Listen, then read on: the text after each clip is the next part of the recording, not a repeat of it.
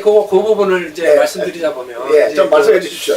그분들도 나름대로 열심히 노력하는 부분이지만 이 그 대남 군사 전략을 모르고 나머지 부분만 갖고 이제 연구를 하다 보니까 북한에서 내대적 접근하다 보니까 공개되는 게 이제 노동신문하고 공간 발간물을 보다 보니까 사실은 그 부분하고 이원화되어 있는 게 이제 실질적으로 권력 구조가 됐든 정치 구조가 됐든 그런 부분인데 그쪽 부분을 하다 보니까 자연히 그게 그 사람들의 노력에도 불구하고 지식이 오리엔테이션이 잘못되어 있으니까 사실은 잘못된 전망을 냈기 때문에 사실 김대중 노무현 정부 동안에 그러한 그 전반적으로 파편화된 지식 북한을 전체적으로 보지 못하고 군사 부분을 집중하지 못한 군사 부분을 제외한 연구 결과를 갖고 최고 통수권자 밑에서 보조를 하다 보니까 우리가 이 지경에 이른 비판적으로 보면 그러니까 그 부분은 빨리 교정을 해야 될 필요가 있습니다.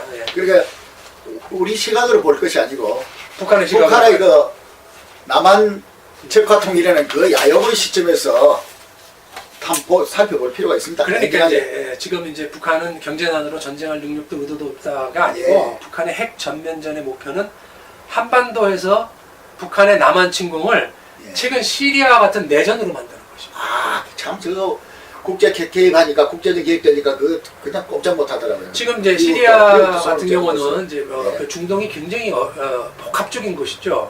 예를 들어서 문명만 하더라도 많은 예를 들어서 이란이 중동 국가가 회교 국가가 아닙니다.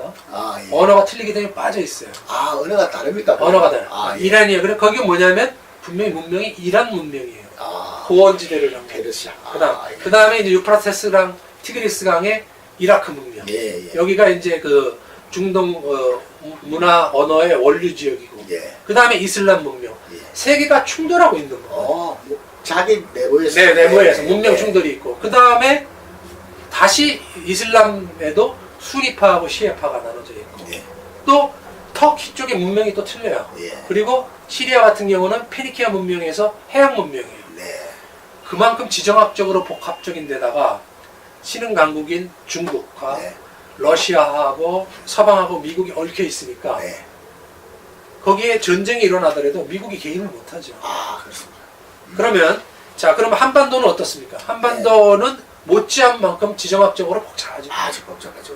그러니까 우리가 아까 말씀드렸듯이 생각하는 것만큼 북한의 수재들이 거기 가서 이러한 목표를 세워서 전쟁 전략을 만들고 있는 겁니다. 그러면 1차적으로는 그러려면 어떻게 해야 되겠습니까? 자연스러운 주한미군을 철수시켜야 되죠. 그게 막 외교 역량의 초점입니다. 지금 뭐 중국하고 아무리가 관계돼도 중국은 이미 벌써 요즘에 뭐 새로운 것처럼 얘기하는데 저는 겁난 게요. 그렇게 신속하게 안중근 의사 기념관 만드는 거 보고 사실 속으로 소름이 끼쳤어요. 그러니까 그거는 이제 우리가 이제 뭔 걸 해야 되냐. 북한이 우선 그런 것 중에서 한반도 지역에서 전쟁이 일어나면 내전화 시키고 그러기 위해서는 평화체제를 구축해서 주한미군을 철수시킨 다음에 핵이 왜 중요하냐면 사실은 핵을 가지고 있는 거를 가정을 못하고 있는데 이미 저는 핵을 가지고 있다고 보거든요. 그럼 가지고 있을 때 6.25 때 반성의 결과라고 얘기했지만 핵무장을 가졌을 때 과연 그 핵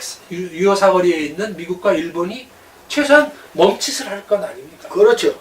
그건 당연하죠. 그리고 그런 상태에서 핵을 가지고 위협하는 가운데 3 내지 5일 만에 전쟁을 하겠다는 것을 18년 동안 김정은이 그걸 만들어 놓고 김정은이한테 주고 김정은이 만들어 놓고 김정은한테 그래서 사실은 강성대국 건설 기간에 대한 평가를 우리가 다시 시급해야 될 것이 김일성의 속도전하고 김정일의 속도전이 틀립니다.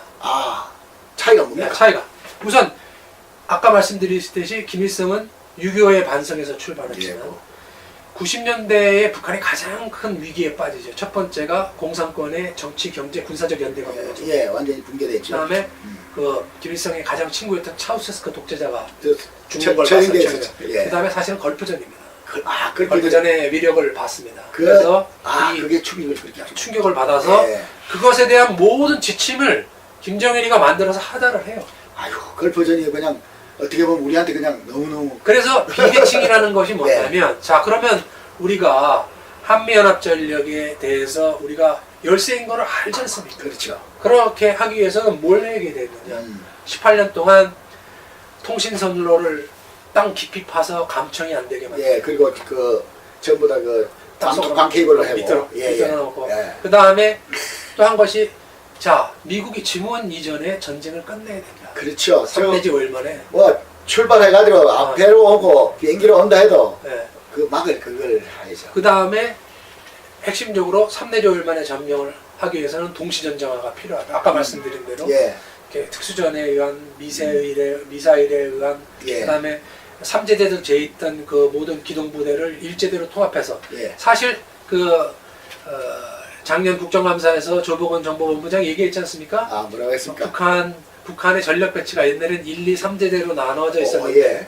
강성대국 기간 동안 1, 2, 3제대 나눠 있던 것을 1, 2제대로 통합을 해서 예. 2제대, 1제대에 있는 걸 통합 전력을 구축해서 앞으로 이미 부대를 다 배치를 해놨어요. 그렇죠. 아. 이런 전략적 판단들을 이제는 국민한테 얘기를 해야 되는 것이고 국민한테 솔직하게 이야기하고, 얘기하고 예. 우리가 시급하게 이거를 바꾸지 아니하면 예. 과거 15년 동안 북한은 예. 경제난으로 전쟁할 능력도 의도도 없고 다행히 그래도 이제 박근혜 정부가 예. 출범을 해서 신뢰 프로세스라는 관점에서 신뢰가 없고 그 다음에 그 군사력을 갖다가 한미동맹을 복원시키고 하는 예. 일들이 이루어지고 있지만 예. 빨리 그동안 이안됐던 안보체제를 빨리 바꿔서 예.